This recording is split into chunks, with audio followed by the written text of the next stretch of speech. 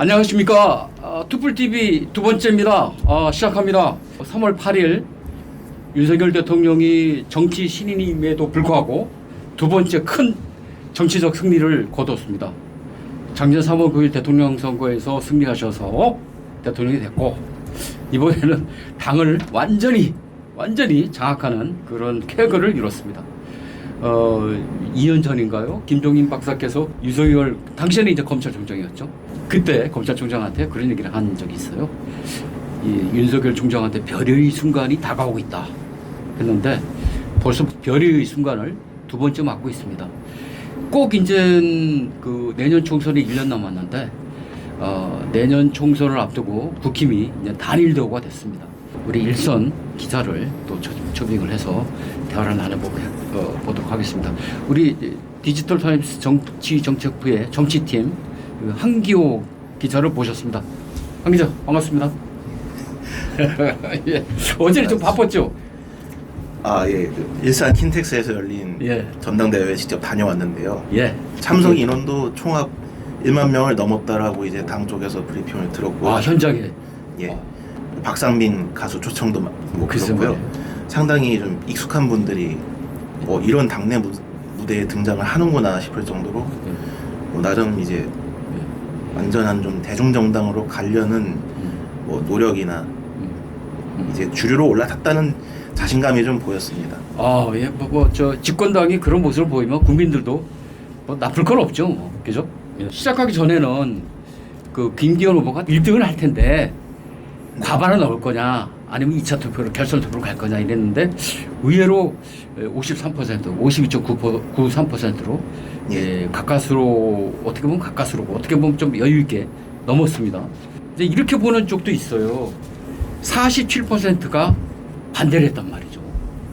근데 어제 윤석열 대통령도 참석을 해가지고 우리는 단합해야 된다, 뭉쳐야 된다 그렇게 얘기를 했는데, 47%는 지금 이견이 있단 말이죠. 이제 김기현 체제가 그 47%를 어떻게 90% 이렇게 넘게 힘을 뭉치느냐, 이게 또 과제인 것 같아요. 제 좀 사견이긴 합니다만, 윤 대통령의 어제 물론 장악력은 좀 확인이 됐다고 저는 생각을 합니다. 왜냐하면 김기현 후보는 경선 과정에서 제기된 리스크도 있고요. 본인 메시지의 소구력이 좀 다른 주자에 가면 강하지 않은 편이었고, 약한 편이었고, 사실 윤 대통령과 친윤계 실세, 윤핵관이라고도 불리는 사람들한테 많이 묻어간 면이 있었습니다. 그런데도 이제 윤 대통령이 절대 흔들려서는 안 된다라는 표심이 53% 가까이 반영이 된 것이고, 안철수 후보와 천하람 후보가 이제 2위와 3위를 나란히 했는데, 이들의 표가 넓게 보면은 윤핵관 진영의 그러니까 반대 의견이라고 말씀하셨는데, 저는 조금 세분화해서 안철수 후보에 대한 표는 친윤 반장이었다고 생각을 합니다. 친윤 반작용. 친윤 반장입니다. 반장. 반장재원입니다. 반장재원. 대통령과는 친윤이면서도 장재원에 대해서는 디스를 한다, 그 말씀이신가요? 그렇습니다. 이제 대통령과의 그 안철수 의원과의 협력을 바라면서, 하지만 그 측근에 있는 인사들의 지금 당내 전횡에 좀 문제가 있다. 그러는 이제 약간 반반의 표죠. 그것까지 감안을 하면 76%가량은 이제 친윤표라고 확인이 됐다고 보실 수 있고, 또 제가 보기에 천하람 후보가 의외로 15%까지 선전을 했는데, 그 표가 좀 확고부동한 반윤으로 좀 굳어졌다고 생각할 수 있을 것 같습니다. 비윤보다는 반윤에 가깝다고 할 수 있습니다. 이번 경선의 그 양상을 보면, 지난번 그 2021년 경선하고 좀 다른 양상이, 그 당시에는 이준석 돌풍이 있었잖아요. 그 이준석 돌풍이 주로 이제 나중에 분석하기를 이대남들, 그러니까 청년층에서 이 새로운 기풍이 필요하다, 국힘에. 그래서 그 니즈로, 그 바람으로 그러니까 이제 이준석을 찍었다, 이렇게 되는데, 이번에는 그런 바람이 안 불었던 건가요? 아예 약했던 건가요? 이것도 약간 이제 견해가 들어간 말씀이긴 한데요. 예.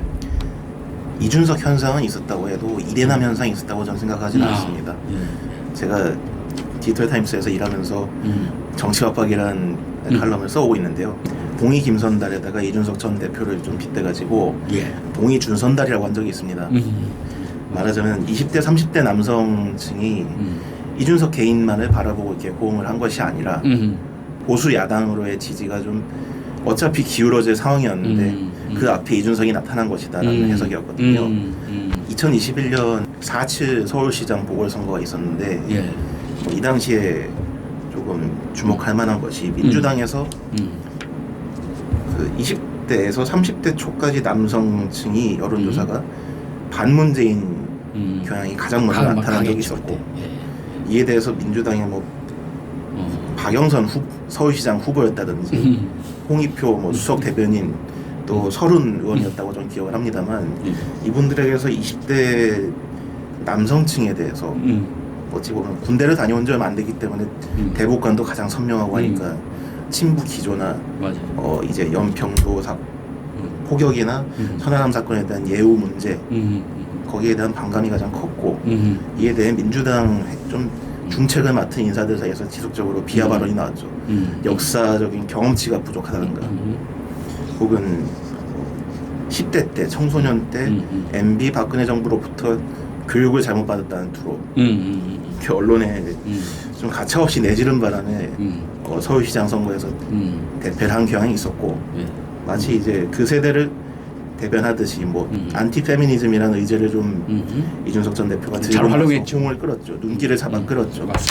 제 시각으로는 20대 30대를 본인이 사유하는 움직임이 없고 또 하나 요인을 짚자면 지금은 그러니까 책임당원만 80만을 넘어가는 강고한 여당이 됐지만 그때는 집권을 할 수 있을지 아닌지 좀 불확실한 그렇죠. 의석도 100석, 110석 남짓의 야당이니까요. 맞아요.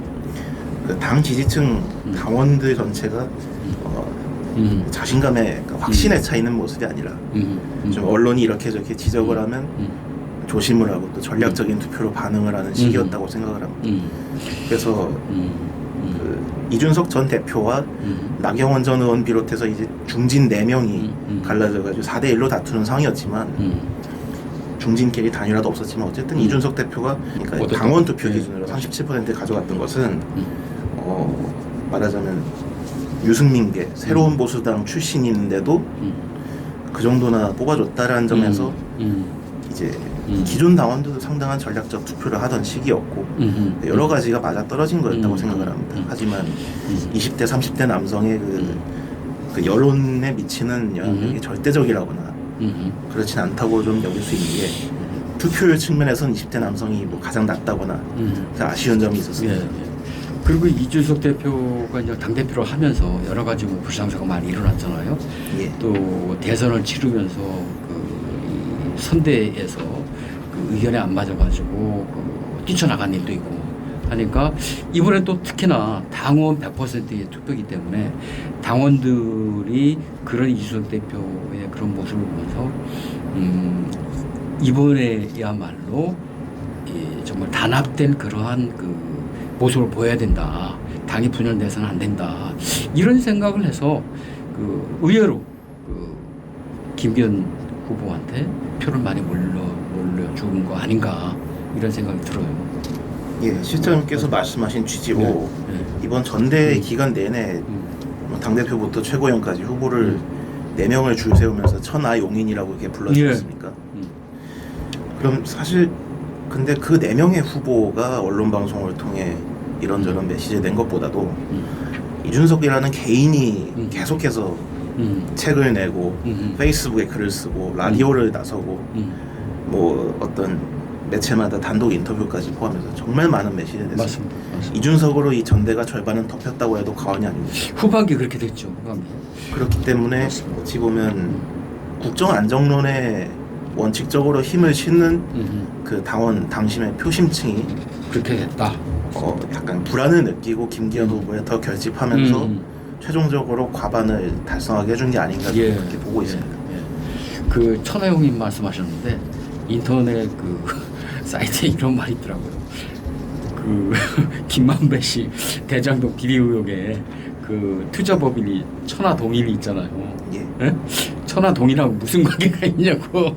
그러니까 조롱하는 거죠. 조롱하는 건데 그만큼 이준석 대표의 그런 말이 먹히지 않았다. 그러니까 조롱의 대상이 됐다.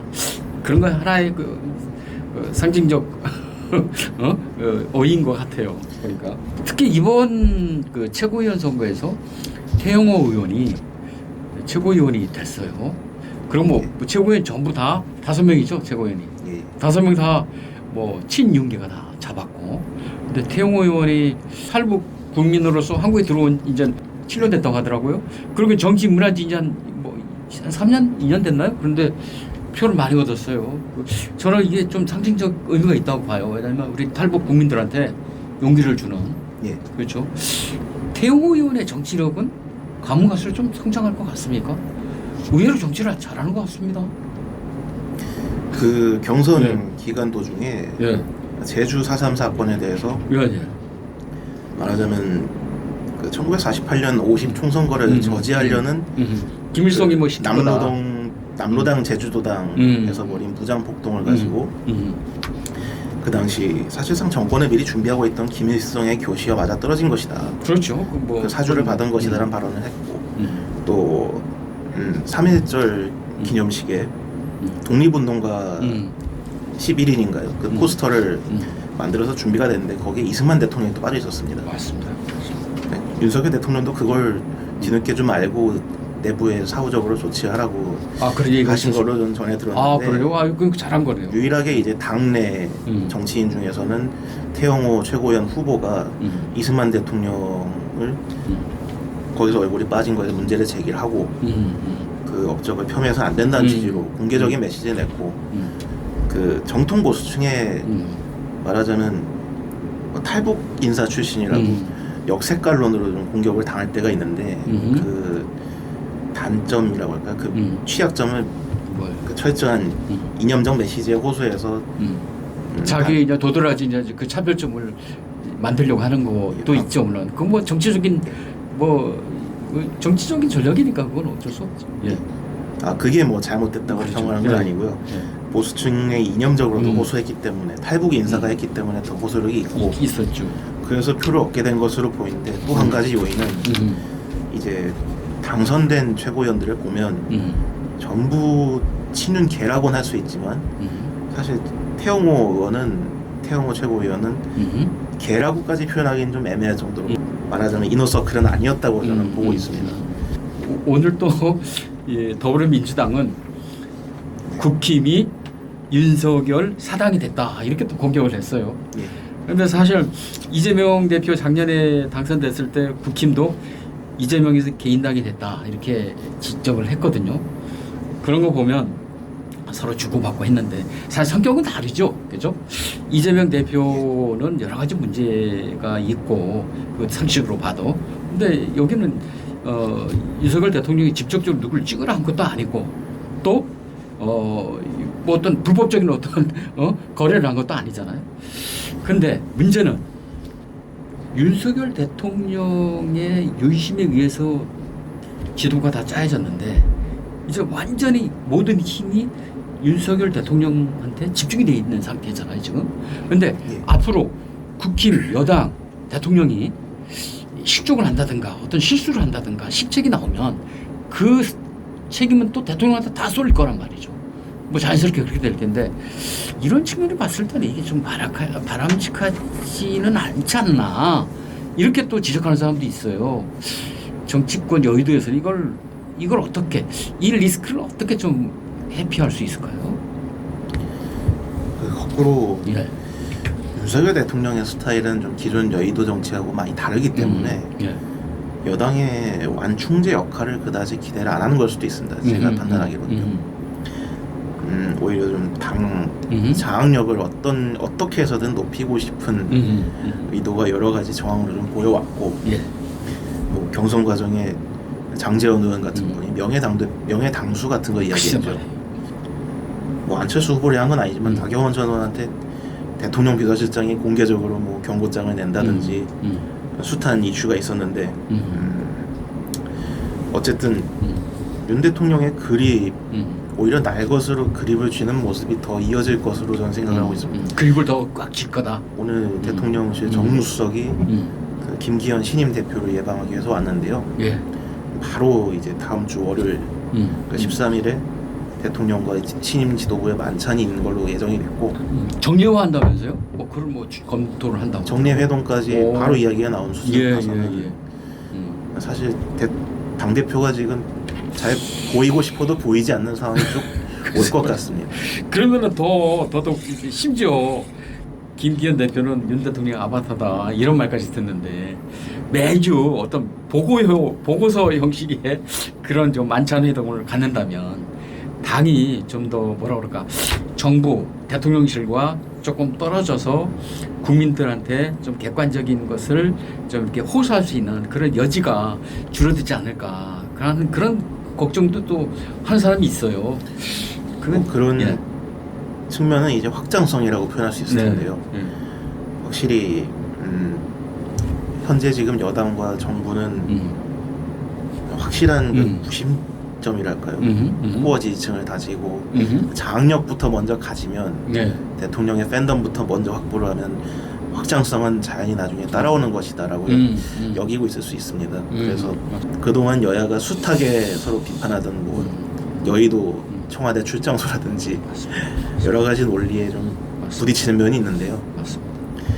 그 좀 다른 이슈긴 하지만 한일 징용 배상 문제를 가지고 윤 대통령이 내가 모든 책임을 지겠다. 누군가 해야 할 일이라면 내가 하겠다. 이런 태도를 보인 것 봐서는 윤석열 표 정치가 갈수록 더 강해질 것이라고 생각합니다. 강해질 것이다. 이거 뭐 여담입니다만은 이제 투표가 있는 날까지 그러니까 투표 개봉하는 날까지 이런 얘기가 나왔는데 김기현 당대표가 울산의 그 토지 투기 의혹을 받았잖아요. 그런데 어젠가 오늘 더불어민주당이 그 자체적으로 진상조사단을 꾸린다고 하거든요. 그건 뭐 문제 안 될까요? 그게 뭐 저는 잘 모르겠습니다만은 그 투기 뭐 새로운 사실도 하나 발견됐다고 하는데 이게 뭐냐 선거 다 끝났기 때문에 이젠 수면 밑으로 들어갈 것인지 아니면 또 이걸 갖고 또 민주당이 계속 그 국힘의 그 경선 과정에 흠집을 낼 것인지 그런 게 또 궁금해요. 국민의힘은 어쨌든 내년 총선까지는 이제 물건을 가지고 그러겠죠. 당내에서 시끄러울 일은 없기 때문에 이제 오로지 야당의 공세 턴으로 돌아왔다고 볼 수 있는데요. 그 김기현 대표의 그 땅 의혹에 대해서는 애초에 민주당에서 양이원영 의원이 의혹 제기를 시작하기도 했습니다. 다만 이제 경선 과정에서 황교안 전 미래통합당 대표가 당내에서 이걸 공론화하기 시작하면서 충돌을 했는데 이걸 언론에서 좀 지켜본 입장에서는 아직까지 의혹을 제기한 쪽에서 어떤 모순점이 발견됐다고 판단이 되지는 않습니다. 황교안 대표가 4.15 부정선거를 계속 주장을 했잖아요. 그러다가 이제 지금 뭐 대법원은 거기에 대해서 이제 판결도 안 내린 상태로 계속 끌어오고 있고 지금 뭐 결론은 안 난 상태예요. 사실은 어느 주장이 맞는지는 아직 결판이 안 났고. 일단은 황교안 전 대표 쪽에서 그동안 어떤 선거를 가지고든 부정선거라는 의혹 제기가 좀 따라다녔는데요.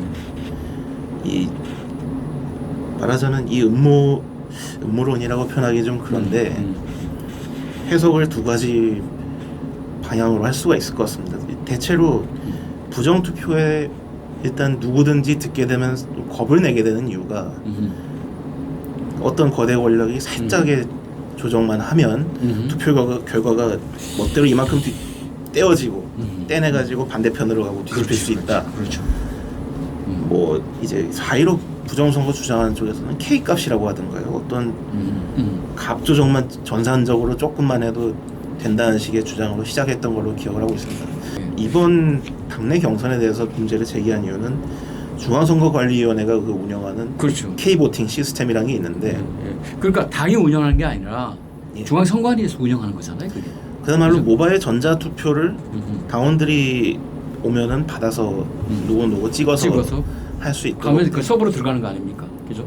그렇습니다. 그리고 서버에서 자체적으로 통계가 나오고 집계가 되고 예. 그렇죠?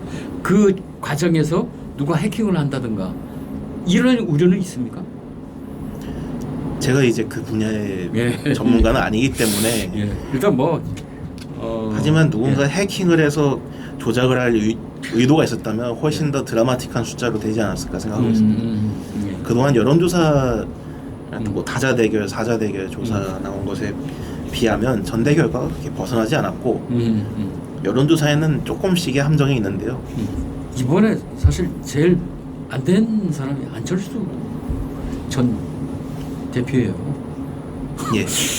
그 뭐 이번에도 좀 강력한 어떤 그 카리스마나 이런 걸 보여주지 못했다. 여러분 대통령실에서 국정의 방해꾼이다. 뭐 이런 얘기를 했을 때 거기에 대해서 적극적으로 역공을 하면서 내가 왜 방해꾼이냐. 내가 인수위원장도 지냈고 나는 또 윤한연대 했던 게 사실 아닙니까 작년에 그죠?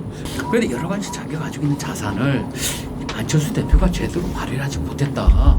그래 이번 결과로 또 안철수 지지자들은 안철수에 대해서 또 실망했을 거다 이렇게 얘기하는 사람이 많아요.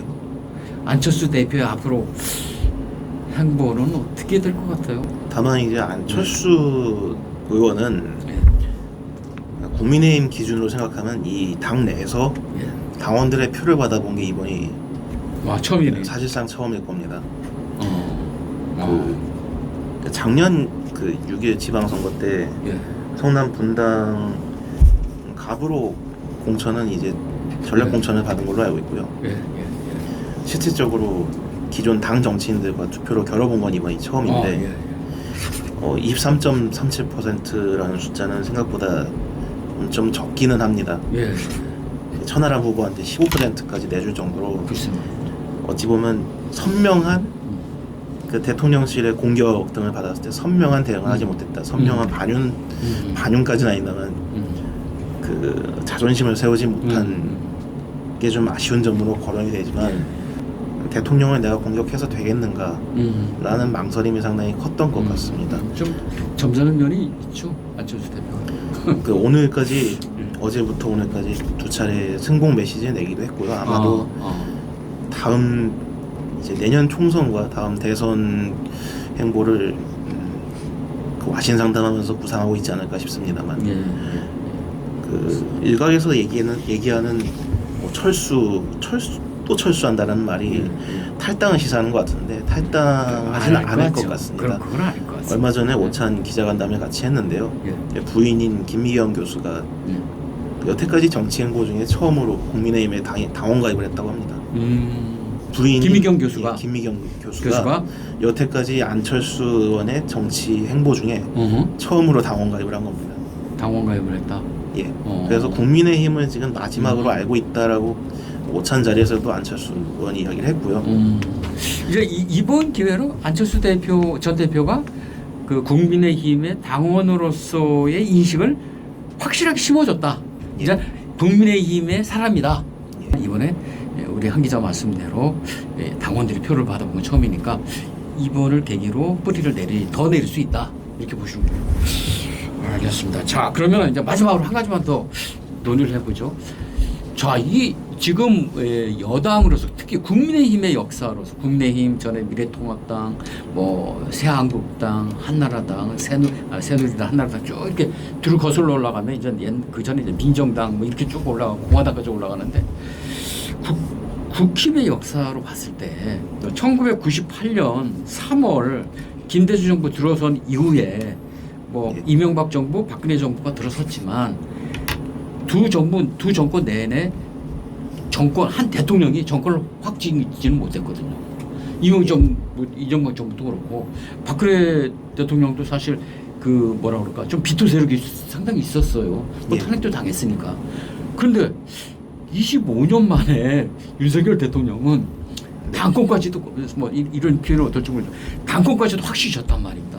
내년 공천은 지금 뭐 지역구에서 나오는 얘기는 딸랑이가 안 되면은 내년에는 동치를 못 받는다. 대통령 용산에 이런 얘기가 나와요. 이거 완전히 대통령 한 사람한테 그 집권당의 권력이 모아진 그런 상황이거든요. 그래서 아까도 이제 제가 이제 물어봤지만 이게 너무 대통령한테 이 힘이 몰리면 여러 가지 어떤 실책도 할 수 있고 여러 가지 실수도 나올 수 있고 이런 게 있을 수 있는데 또 어떤 정치적인 어떤 리스크를 안고 정책을 수행할 때 그게 실패했을 때 얻는 그런 여파 이런 것을 대통령 혼자 다 쓸 수 있단 말이에요. 그래서 이걸 어떻게 좀 이렇게 완화하면서 대통령이 이 부드러운 이미지 이렇게 갈 수 있는지 그런 역할을 국힘 내에서 좀 이렇게 할 수 있는 그런 세력, 개파 그런 사람이 있나요? 사실 그럴 수 있다라고 여길 만한 인물들은 이번 당대표 경선에서 다 떨어져 나갔다고 봐야 합니다. 그래서 그러니까 뭐냐면 안철수 대표가 그런 걸 좀 이렇게 좀 해줄 수 있는 사람인데 안철수 대표가 이번에 완전히 평의원이잖아요 지금, 그죠? 그렇습니다. 그 어떤 이제 중도 확장선까지 고려한 그러니까 막판 어떤 선거든 막판에는 중도표의 1~2%라도 너무나 아쉬운 상황이기 때문에 그 총선 승리를 고려하면 사실 안철수 의원이 대표가 될 가능성이 높지 않냐는 게 사실 대통령실이 저렇게까지 치고 나오기 전까지의 처음에는 일반론적인 이야기였고요. 한때 지지율 1위였잖아요. 예. 다만 안철수 의원 이전에도 나경원 전 의원 같이 친윤 개로는 분류되지 않지만 명백하게 친윤 노선을 표방하던 인물도 어찌 보면 직접 대통령실이 어떤 저출산 정책 제안 아이디어 제안 정도를 가지고 지나치게 공격을 하고 50명의 초선 의원을 그것도 친윤 중에 윤핵관이라고 불리는 않지만 바로 그 아래 단계의 초선 의원 3분 정도가 그 주도를 해가지고 제가 취재를 하면서 여태 본 것 중에는 가장 좀 극단적인 언사들이 담긴 연판장이 아니었나 싶은데 어찌 보면 대선 단일화와 인수위원장까지 한 안철수 후보인데 완충 역할을 할 수 있는 걸 다 내치고 김기현 시민 대표를 택했다는 거는 좋게 말하자면 정면 돌파하겠다 전국을 어떤 열차에 비유하자면 무궁화호 새마을호 수준이었던 당을 KTX로 속도를 확 끌어올린 걸로 볼 수 있겠습니다만은 브레이크가 지금 점검이 안 되는 것 같습니다. 맞습니다. 어떻게 보면 이번 국힘 전당대회는 지금까지 이 권한대행 체제라든가 비대위 체제에서 좀 무기력하고 좀 분산됐던 좀 어지러웠던 그런 그 이미지에서 이제 좀 정비된 정상 체제로 돌아온 그런 계기가 됐고 대통령의 뜻이 당원들한테 정말 잘 이렇게 수용될 수 있는 그런 체제가 됐다는 측면에서는 국힘 지지자들은 걱정을 한숨 놓은 그런 계기가 됐고요. 또 저쪽 반대파에서는 너무 독점 이 대통령한테 권력이 독점이 돼가지고 너무 강경한 정책이 나오는 거 아니냐 앞으로 이렇게 걱정하는 사람도 있습니다. 하여튼 이번 전당대회가 일부 투표 조작 얘기가 나오겠지만 그런 너무 그 대세는 아니고 하여튼 어제 그 현장에서 취재하시느라고 고생 많으셨습니다. 네, 감사합니다. 오늘 나와주셔서 고맙습니다. 오늘 투불 TV 2회 이상 마치겠습니다. 감사합니다.